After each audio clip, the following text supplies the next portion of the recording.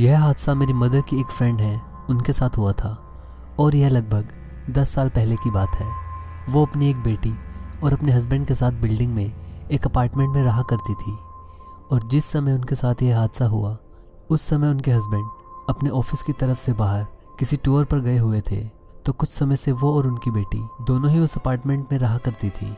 एक दिन उन्हें किसी काम से बाहर जाना था तो उस दिन उन्हें काफ़ी देर होने वाली थी, तो उन्होंने अपनी बेटी को भी साथ ले लिया और वो काम करने निकल पड़ी।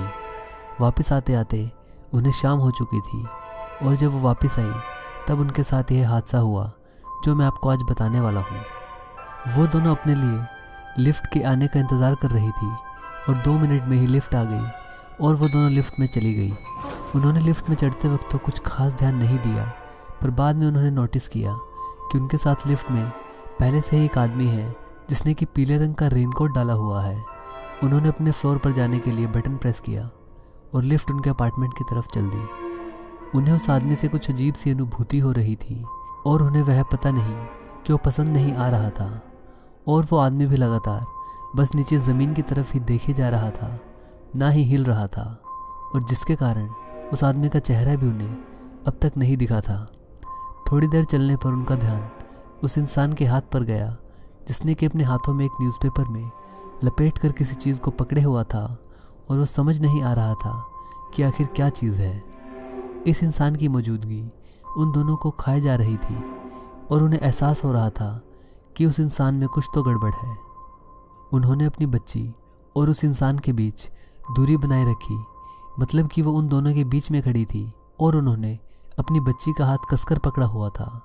जैसे जैसे लिफ्ट ऊपर की तरफ जा रही थी वैसे वैसे लिफ्ट में खामोशी और ज़्यादा बढ़ती जा रही थी और वातावरण एकदम शांत होता जा रहा था। और इसी बीच उनका ध्यान लिफ्ट के बटन्स पर पड़ा और उन्होंने देखा कि लिफ्ट में बस वही बटन्स प्रेस हैं जिस फ्लोर पर उन दोनों को जाना है, मतलब कि उस रेनकोट वाले आदमी ने कोई बटन प्रेस नहीं कर रखा था, जिसे देखकर उनके मन में और ज़्यादा डर बैठने लग गया और अब उन्हें वो रेनकोट वाला आदमी उनके दिमाग को और भी ज़्यादा बुरे ख्यालों से भरने लग गया था और उनका दिमाग इधर उधर चलना शुरू होने लगा। उन्होंने एक बात पर ध्यान दिया कि आज ना ही बारिश है और मौसम भी दिन में एकदम साफ था और अभी भी बारिश की कोई आशा नहीं है, तो इस आदमी ने आखिर रेनकोट क्यों पहन रखा है। ऐसे ऐसे ख्याल उन्हें और ज़्यादा परेशान करने लग गए। यह सब सोचकर वो और ज़्यादा आतंकित हो गई और उन्होंने अपने बैग से मोबाइल निकाला और अपने हस्बैंड को फ़ोन मिलाकर उनसे बातें करने का नाटक करने लगी। क्योंकि उनके हस्बैंड काम में बिजी थे तो वो फ़ोन तो उठाने वाले नहीं थे, पर वो झूठ में उनसे बातें करने की एक्टिंग करने लगी कि आप मेन डोर खोल दीजिए, हम बस अपने फ्लोर पर पहुंचने ही वाले हैं, हम लिफ्ट में ही हैं। जैसे ही लिफ्ट का दरवाज़ा खुला उन्होंने झट से अपनी बेटी का हाथ पकड़ा और लिफ्ट से बाहर की तरफ बहुत तेज़ी से चलने लगी। पीछे मुड़कर उन्होंने देखा कि वो रेनकोट वाला आदमी उनका पीछा करने लग गया है और वो उनकी तरफ बढ़ रहा है और वो दरवाजे के पास पहुंचकर चिल्लाने लगी कि दरवाज़ा खोलिए, हम आ गए हैं। वो ऐसा दिखा रही थी जैसे कि उनके हस्बैंड घर पर ही हैं। यह सुनकर वो रेनकोट वाला आदमी उन्हें पीछे मुड़ने पर अब नहीं दिखाई दे रहा था और इसके बाद वो अफरा तफरी में चाबी लगाने लगी, पर जल्दी जल्दी में उनसे चाबी नहीं लग रही थी और इन सब की आवाज़ सुनकर उन्होंने पीछे फिर से देखा तो अब वो रेनकोट वाला आदमी उनकी तरफ भागता हुआ आने लगा। यह देख चाबी उनके हाथ से नीचे गिर गई और वो आदमी उनके और पास आता जा रहा था, पर कैसे भी करके उन्होंने जल्दी से चाबी उठाई और अपनी बेटी को पहले लॉक खोलकर अंदर भेजा और फिर जैसे ही खुद अंदर जाने लगी तो उस आदमी ने उनका हाथ पकड़ लिया, पर उन्होंने जल्दी से अपना हाथ छुड़ाया और उसे धक्का देकर जल्दी से दरवाज़ा बंद कर दिया और उसके बाद उन्होंने चैन की सांस ली।